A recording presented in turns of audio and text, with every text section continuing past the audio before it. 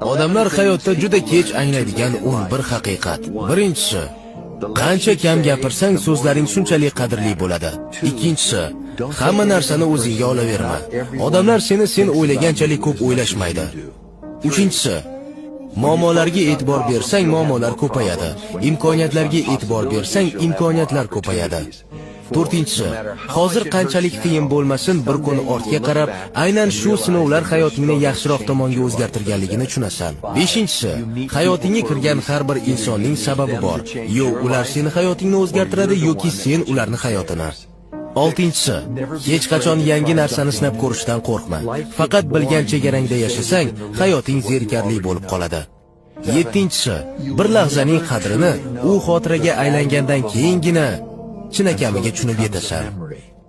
Sakkizinchisi, minnatdor bo'ladigan narsalarga e'tibor berishni boshlasang, yetishmayotgan narsani kamroq o'ylaysan. To'qqizinchisi, agar o'zingni boshqara olmasang, kelajagingni ham boshqara olmaysan. 10-si, hayot oynaga o'xshaydi. Sen qanday fikr bilan qarasang, u ham senga shunday javob qaytaradi.